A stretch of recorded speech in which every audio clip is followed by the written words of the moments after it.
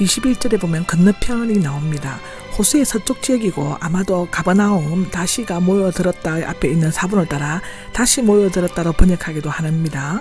22절에는 해당 장들 중 야이로가 나옵니다. 마태에는 한 지도자로 되어 있고 해당 장은 사회 지도자급 유력의 인사였고 해당 업무로 관장하였으며 예배를 준비하는 책임을 지니고 있었다고 하는데요. 평신도였지만 예배 사회를 보면서 적절한 사람에게 기도나 성경 봉독, 성경 강해 등을 맡길 수 있는 권한을 가지고 있었습니다. 그 밖에 신약에 이름이 언급된 해당 장은 그리스도인이 된 그리스보, 사도행전의 18장 8절에 나오죠. 소스텔리 17절이가 있습니다. 그 발 아래 엎드렸다는 그가 자신보다 나이도 어리고 무명인 청년 예수 앞에 체면과 지위와 명예를 다 버리고 엎드린 것은 실로 파격적인 행동이 아닐 수 없었습니다. 13절에 보면 죽어가고 있습니다가 나옵니다. 기억하며 마지막 때가 되었습니다입니다. 마태복음은 방금 즉 이제 막 죽었습니다. 아마도 해당 장은 내 딸이 죽어가고 있는데 지금쯤은 틀림없이 죽었을 것입니다 하고 말했을 것입니다. 예수님께서 아이가 죽은 것을 들었을 때는 집으로 가는 도중이었죠. 누가복음 8장 49절에 나옵니다.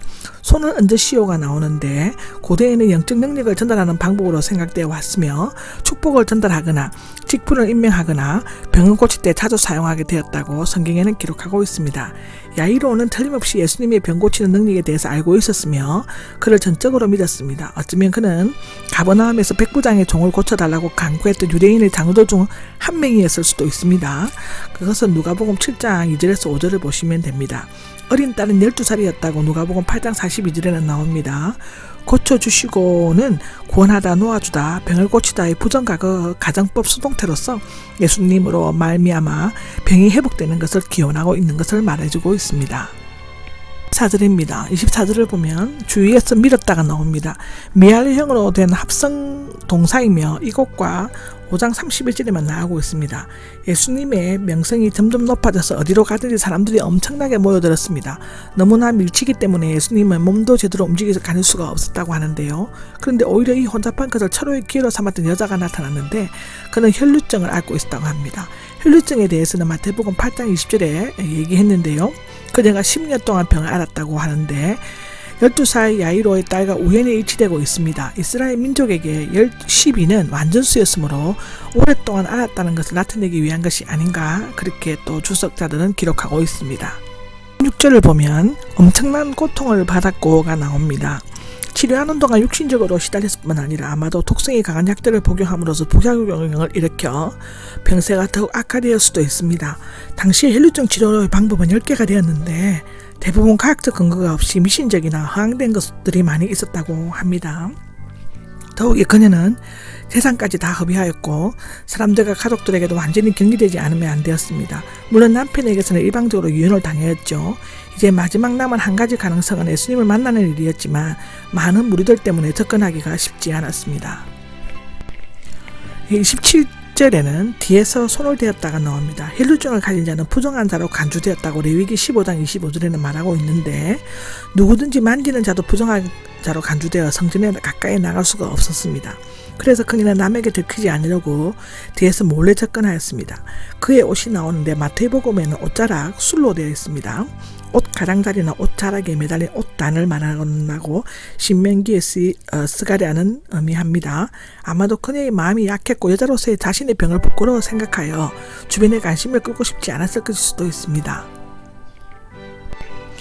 28절에는 옷에 손을 대기만 해도가 나오고 옷자락 술은 옷의 한 부분에 지나지 않았고 그것을 만져야만 나을 것이라는 생각도 유치한 것처럼 보였지만 확실한 믿음을 가지고 만졌을 때 기적을 이루는 매개체가 되었다고 마가복음 3장 10절에는 말하고 있습니다.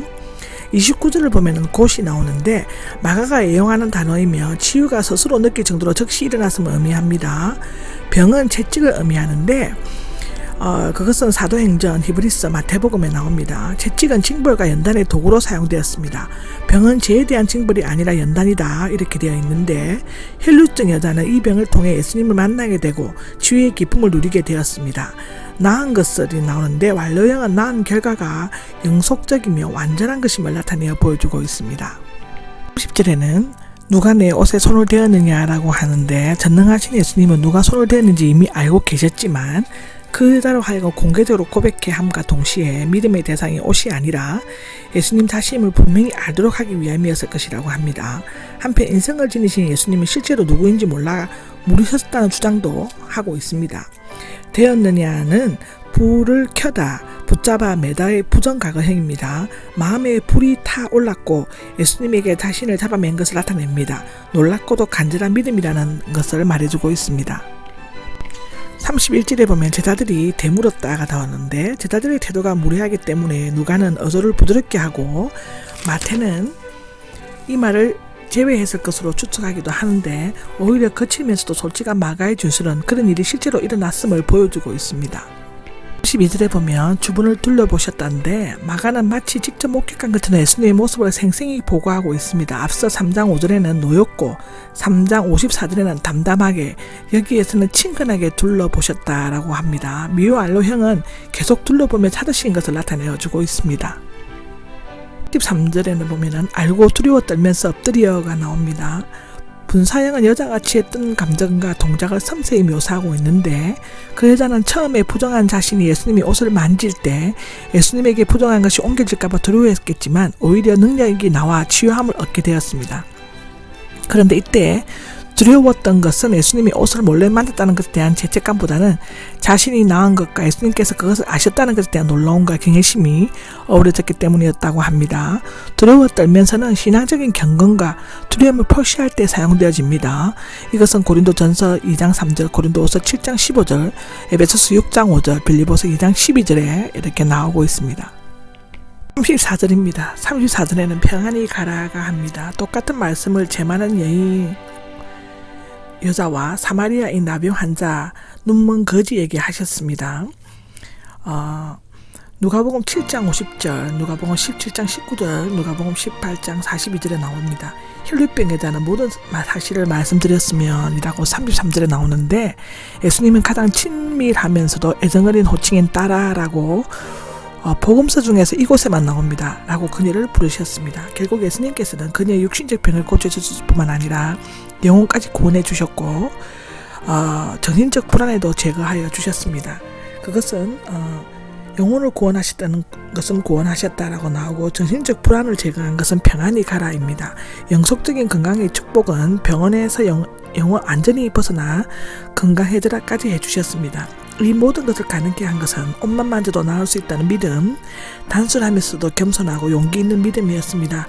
외경에 의하면 그녀의 이름 베로니카였고 예수님께서 십자가를 지고 가실 때 얼굴을 닦는 수건을 드렸는데 그 수건에 예수님의 얼굴이 그려졌다고 합니다. 이것은 외경 니고데모 복음서 5장 6절에 기록되어져 있다고 합니다.